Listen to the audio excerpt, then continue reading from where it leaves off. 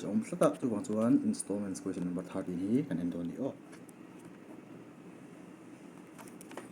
principal chu time chu 2 equal ni chun 2 ani o voi ni wangin 2 o time a 2 kan mang thei dia ni o voi ni asan chu voi ni rula mang tat mai ni let the value of its installment kan ding o let the value of its installments a arul la tur hi in ang tur ni wangin x kan di ve pe don ni o installments be rupees x each cheng x ro sek hit over han x ni tira chuan chu mi she tur chuan direct in principle atang amount kan song theilawa principle hi ka man ngai sia ka rul na zat mo chu ka rul na zat chu amount na nia thil ka var rul khan amount na hi si ta ni amaro chu voi ni rula ka man awangin installments din na min kan thak ta ni amount ka o ai nan chia bangin chu wang chuan principle hi mun ni a thena ngai ve ta ni p1 ne p2 kan nei ngai ta ni mo installment voi khan na le voi ni na khan principle kha adang lam ta ni o and p1 and p2 be there principal kanti installments tan principal tin ani chu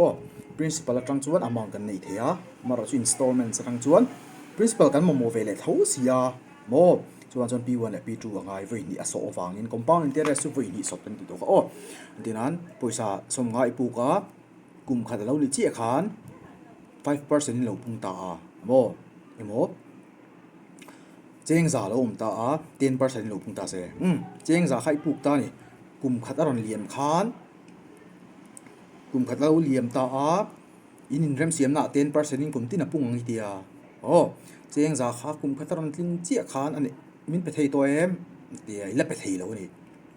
mo pe thei ta la ipek za tur chu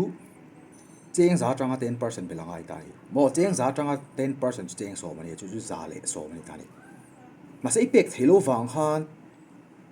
kum nang ha nga le ngai ta kum ni na aron thlen do kha chon principal kha za ni to lo cheng za le so mi ba to ani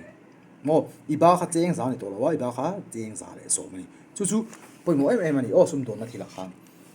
an puk rei bank ka loan te pokan in lak rei po le apung kha tam ve zel ti na ni chu mo he ta atira chu mi zat lek chulom ka puk ti lam ni lovin a hun rei chung a zir khan lo dang lam ta ipu ka kha he cheng za puk thin kha kum khat nai pe thei lo cheng za puk ni to loin cheng za le som puk ni to chu mi chang chon 10% an chut le do na chu apung ve thret do na ma se thil tam tham ai lo wa ma ro chu nan che to poi mo ni le chuan so kan tianga x hi amount kan mang ta ni x is equal to principal 1 principal 1 into 1 plus r by 100 over time kan tia helama hian principal 2 na kan chok pe le menga and tianga x is equal to x ve ve nia installments ka x pakhat le poi ni wa kan x pakhat ve anin an chia wangin boy kan mang lo in ang chia chian ni chuan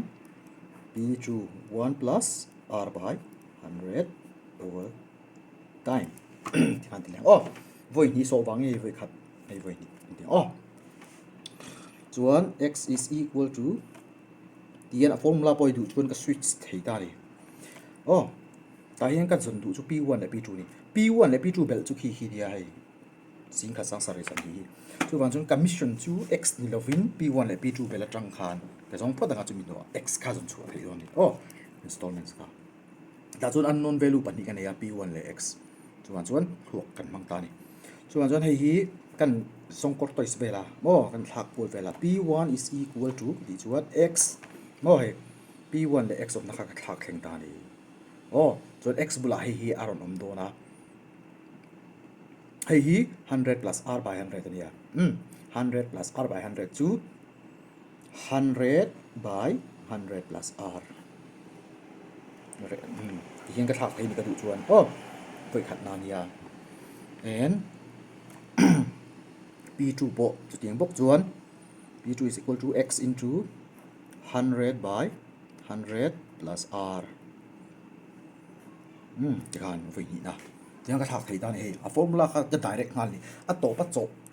bộ khan thì thầy thấu step by step pun na thì thầy thấu mà mi video ha en mấy en mấy tuổi này chuan skills in share tempo le in thiam gì alang thin na ni chu chuan cái chu hei kam hang tlang nga P1 is equal to x into du le x hi heta to ba da thei hei u này chuan rate da khan 15% kan nei 100 by 100 plus 15 to 115 lo ni ta ni 100 plus 15 to 115 x lo nia chu tiang bokin p2 chu square ni to ni square ni chuan hemi let ti na nia chu 100 by 115 into 100 by 115 x anh liền mấy thì khan khan hey principal p1 là p2 kha min zot lo ni enge p1 là p2 ni na kha min zot mi lo apoi mo lo chu wang chuan zo chuak kher kha a tu lo ni kam ma mo da na zir khan i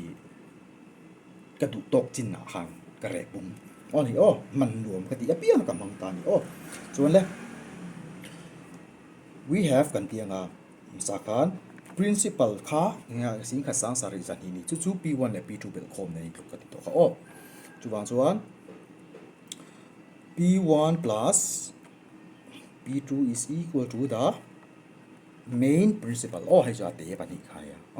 principal nei tluk ta chi that is tianga 100 by 115 x plus 100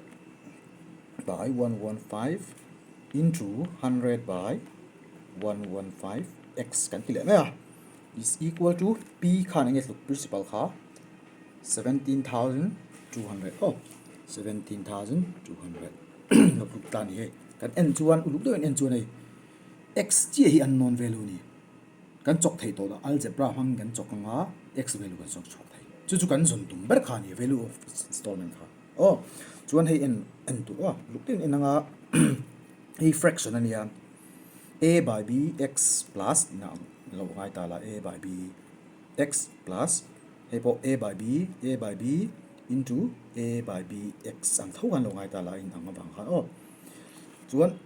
hei tram khat hei tram khat ai hei bi lek om hei tram khat multiply om hei pa thi hei tram khat ang thau hemi hian in ang an nei kan an don ni hei hi pakhat ang an ni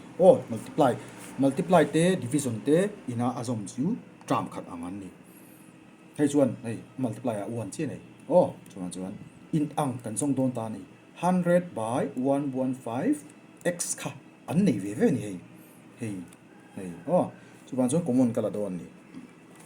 100 by 115 x common a kalak chhuat sak to chuan kala chuak nga helai mi ta hi ilak chhuat sak to chuan 100 by 115 x hi pona kala chuak to hei bracket ka dai ta jun bracket lo om lawa pona kala chuaka chan chu hemi pani tang common kalak do na fa ani kalak chhuat to chu nge ba gang 1 chi bang to chan chu 100 by 115 x into 1 chu 100 by 115 x ani hei multiply let le ula ngai chi chuak common kalak ka wangin kalak bo dei wangin 1 chi bang to chuan plus tia ta ve thung chuan hei hi ila bo to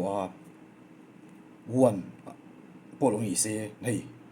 kopui lo nei tlat min hei 100 by 115 100 by 115 into 1 ang khania chuan 100 by 115 kha lo om bi ke ni chan chu hei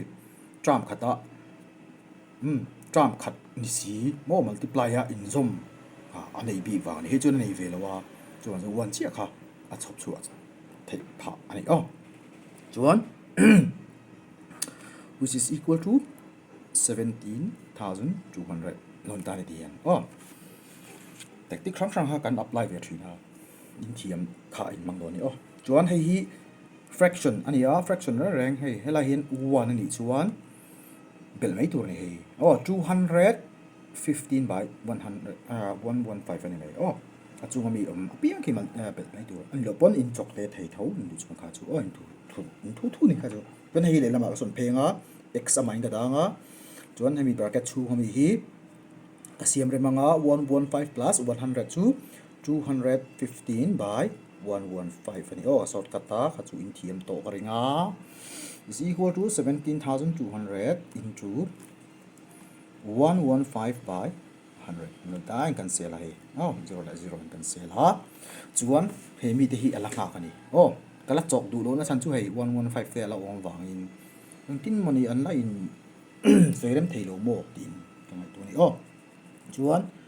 x ima chung da chuan 172 into 115 chi om to a right hand side ta 215 by 115 aron phei ve chi awangin 115 by 215 aron chang ta ni kan a reciprocal kha chuan le du chuan helai bokha na chok te thei vek to tir rang khan kha chu ma ni du dan ni ha dik bi kom lo chuan hei 5 in a sem theya 5 in panga mun ni so mo 5 2s are 10 ania 5 3s are 15 ania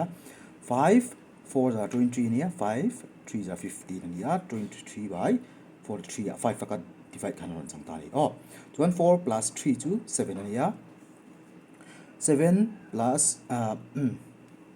7 8 9 10 115 lo ma hei kan la chaw langai ta ni chuan kan chok nga chuan hei a denominator and 3 oma hi 3 time tables are 2 ron chu thei na ka tu ta ni hei lai ko compare ron 3 4s are 12 ani 2 ron chu thei 4 4s are 16 plus 117 so 43 4s are 172 lo ni ta ni 43 4s are 172 43 times 4 to 172 hey 40 cho ung ngai thiam tu chu na thiam du chuan 43 are 12 1 4 16 17 ha 172 chuan in cho tam chuan in thuak a in hun sat chat em chuan hey enge bang ta kan ti chuan a bang chu 115 into 23 into 4 ai hey chu zo to 4 into 115 into 23 hey hi kan installment value khan don ta kan multiply chuan 4 5s are 20 4 1 is 4 5 6 4 1 is 4 4 6 0 4 5s are 22 kata 4 1 is 4 katia 5 6 katia la 4 is 4 4 6 0 into 23 4 6 0 la 23 ka multiply le na tayen lo enta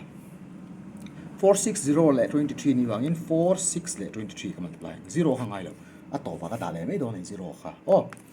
chu wang chuan 6 3s are khtia 18 6 times 3 to 18 ania 1 alom 3 6 3 times 6 to 18 1 3 times 4 to 12 ai nen chuan 13 1 3 8 alom ta ni chuan 2 hian ka multiply ve lenga 6 times 2 times 6 to 12 ania 1 la oma 4 times 2 to 8 ania hei nen chuan 9 958 lo chuk ta ni 0 bela 958 lo chuka 46 a khan hi om kha 0 om wangin ta hin 9580 kan lo nei ta ni sorry 9 plus 1 ka lo thei ke la 9 plus 1 to 10 10580 zo ka lo ni 10580 lai 1 ka lo thei ke da ya 9 plus 1 to 10 9 ka lo la le re kon ni ha pi ko lo chuan thei ni x tuk bu chu 10580 ni therefore the value of its installment is rupees 10,580 ki khane mai ni sum la tu